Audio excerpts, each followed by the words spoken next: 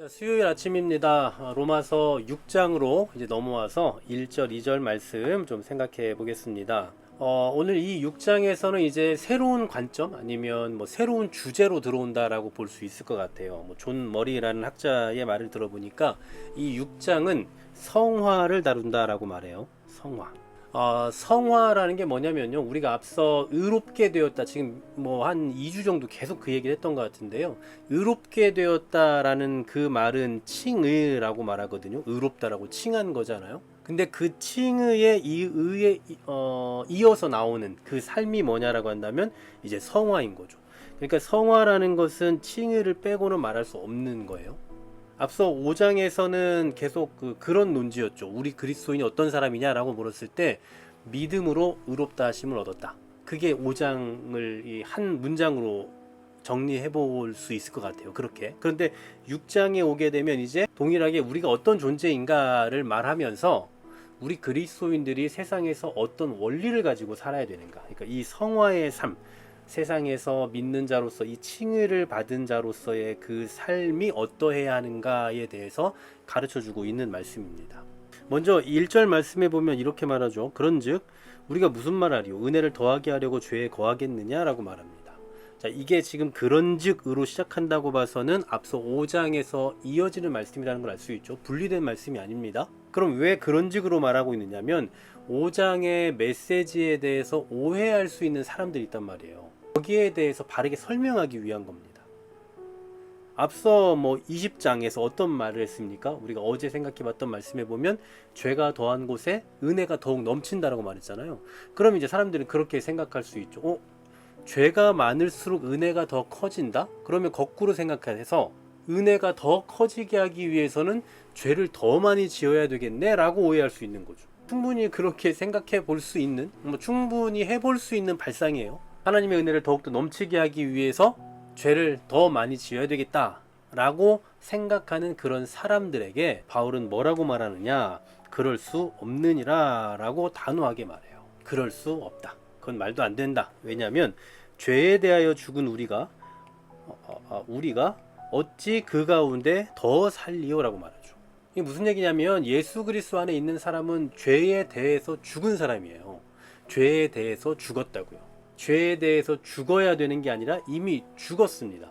계속해서 이제 앞으로도 몇 번 이 6장에서 계속 나오는 그 하는 말이 그 표현이 계속 그런 거예요. 우리 그리스도인들은 죄에 대해서 죽었다. 그러니까 그리스도인의 존재에 대해서 아주 중요하게 말하고 있는 거죠. 죄에 대해서 죽었다. 자, 이 말씀을 오해하면 안 되는 게 뭐냐면 죄에 대해서 우리가 반응하지 않는다. 무감각하다. 우린 죄를 짓지 않는다. 이런 의미가 아닙니다. 이 말씀 보면 부정과거 시제를 사용하고 있거든요. 무슨 얘기냐면 다시는 바꿀 수 없는 어떤 그 결정적인 사건을 의미하는 거예요. 우리에게 이미 결정되어진 일에 대해서 말씀하는 거라고. 실제로 이 죄에 대해서 죽었다라는 이 표현이 종종 등장합니다만 11절에 보면 10절 말씀에 보면 예수님에 대해서도 사용해요. 우리 사람만이 죄에 대해 죽은 게 아니라 예수님도 죄에 대해 죽었다고요. 여러분, 예수님이 죄에 대해 죽었다는 건 무슨 얘기입니까? 이 로마서에 보면 끊임없이 그 죄와 사망을 같이 이렇게 언급을 하거든요. 근데 앞서 그 5장 말씀에 보면은 그런 표현들이 있어요. 우리가 어제도 생각해 봤지만 사망이 왕노릇한다. 그리고 죄가 왕노릇한다. 그런데 예수 그리스도 안에 있으면 뭐가 왕노릇한다라고 말했습니까? 어제도 우리가 살펴봤던 대로 은혜가 왕노릇해요. 그러니까 죄에 대해서 죽었다라는 말은 무슨 얘기냐면 죄가 왕노릇하는 그 영역에서 은혜가 왕노릇하는 영역으로 옮겨졌다라는 표현인 거죠. 그게 바로 구원인 거예요. 그래서 예수님이 죄에 대해서 죽었다라고 표현할 수 있는 겁니다. 예수님은 이 은혜의 왕노릇하는 곳에 계시고 그것을 주장하시는 분이기 때문에. 그러니까 결론적으로 말씀드리면 죄에 대해서 죽었다.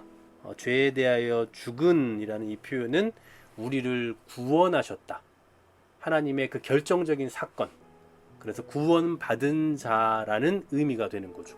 예수 그리스도로 말미암아 은혜의 왕노릇하는 그곳에 거하는 그 구원받은 자로서의 삶의 상태를 바로 죄에 대하여 죽은 상태다라고 말하는 겁니다.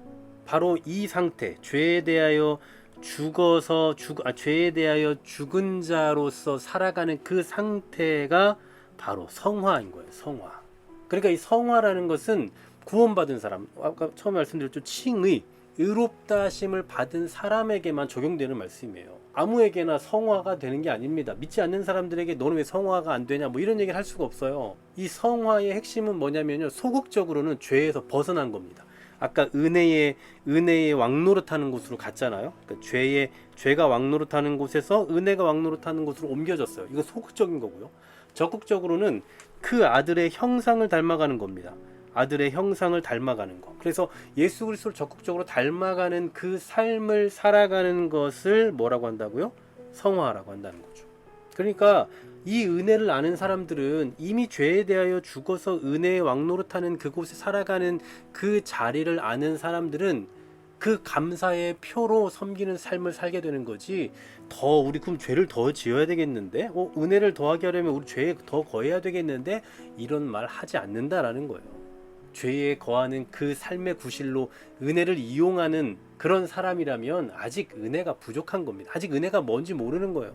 여러분, 하나님의 은혜는요, 우리의 감사의 뿌리가 되어야지 죄를 짓는 구실이 되어서는 안 됩니다. 죄를 지어도 하나님께서 은혜를 베풀어 주실 거야 라고 하는 그러한 자세로 임하는 게 아니라 그저 감사의 뿌리가 되는 거예요. 오늘도 내가 살 수 있음이 감사이고, 오늘도 내가 구원받은 자로 존재할 수 있음이 감사다. 그런 감사의 조건이, 감사의 뿌리가 바로 은혜라는 거 기억하시면서, 죄에 대하여 죽은 우리가 어찌 그 가운데 더 살겠습니까? 라는 그 심정으로 오늘 하루도 의로운 자로서의 성화의 길을 걷는 저와 여러분 되기를 간절히 소망합니다. 하나님, 이제는 우리가 성화되어가는 그 과정 속에 살아가고 있습니다. 이제부터 본격적으로 우리가 이 땅에서 의롭다함을 입은 자들의 삶이 어떠해야 하는지를 더 구체적으로 배워가고 생각하게 하시고, 우리 삶의 영역에서 적용해가며 살아갈 수 있도록 인도하여 주시옵소서. 예수 그리스도 이름으로 기도하옵나이다. 아멘.